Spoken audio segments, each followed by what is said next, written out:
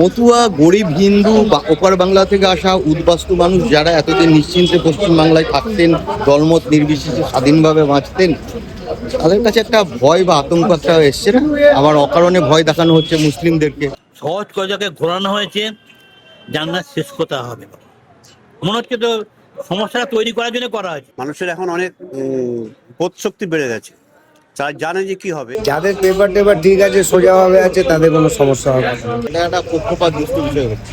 যদি continuously processing হয় প্রতি বছর, তাহলে এটা বেটার।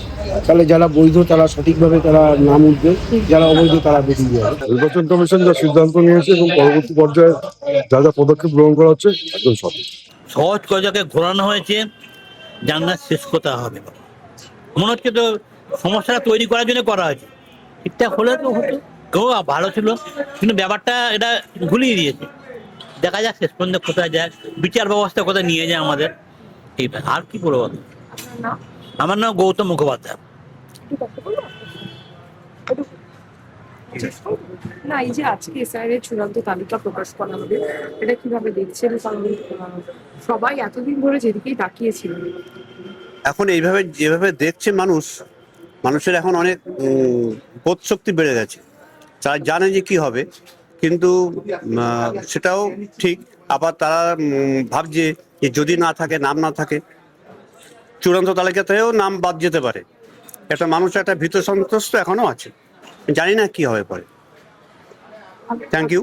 আমার নাম এটা কি পুরোটাই কি রাজনৈতিক ভাবে কি এটা করা হয়েছে, না সাধারণ মানুষকে কি হয়রানি হয়েছে? এটা যে যেভাবে দেখবে আর কি, সেইভাবেই বুঝবে। নির্বাচন কমিশন যা সিদ্ধান্ত নিয়েছে এবং পরবর্তী পর্যায়ে যা যা পদক্ষেপ গ্রহণ করা হচ্ছে একদম সঠিক। এত যে নাম বাদ দেওয়া হচ্ছে, তার মানে কি পুরো অবশ্যই ছিল কি এই নামগুলো? বিচার ব্যবস্থা হস্তক্ষেপ করবে, যা হয়েছে ভালোই হয়েছে, ভারতবাসীর জন্য ভালো হচ্ছে, পশ্চিমবঙ্গবাসী হিসেবে এর জন্য আমি ভালো লাগে।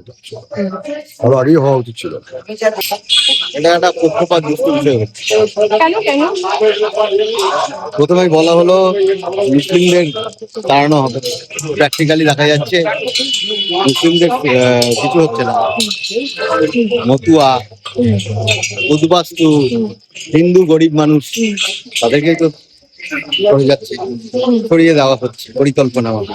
তাহলে একটা দলের প্ল্যান আরেকটা দলে ইমপ্লিমেন্ট করছে, গল্পটা এইরকম। মানে এটাই বলছেন যে যেটা হচ্ছে মতুয়াদেরকেই টার্গেট করা হচ্ছে। মতুয়া গরিব হিন্দু বা ওপার বাংলা থেকে আসা উদ্বাস্তু মানুষ যারা এতদিন নিশ্চিন্তে পশ্চিমবাংলায় থাকতেন, দলমত নির্বিশেষে স্বাধীনভাবে বাঁচতেন, তাদের কাছে একটা ভয় বা আতঙ্ক একটা এসছে না? আবার অকারণে ভয় দেখানো হচ্ছে মুসলিমদেরকে। মুসলিমরাও তো কোনো দোষ করেনি, আমি কোনো ধর্মকে দোষ দেবো না। রাজনীতির শিকার করে দেওয়া হচ্ছে পশ্চিমবাংলার মানুষকে। সাধারণ মানুষরা রাজনীতির শিকার হচ্ছে, সহায় হয়ে যেত দরকার। এর আগেও তো পশ্চিমবাংলায় অনেক এসআইআর হয়েছে।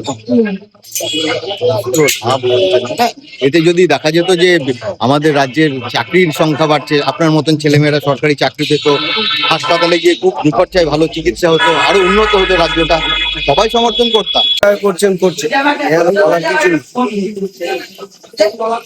যাচ্ছে, তারা বুঝে, তারা গভর্নমেন্টের যা সরকারি চিন্তা ভাবনা করছে সেইভাবে বাদ যায়।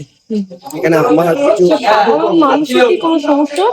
যাদের পেপার টেপার ঠিক আছে, সোজাভাবে আছে, তাদের কোনো সমস্যা হবে না।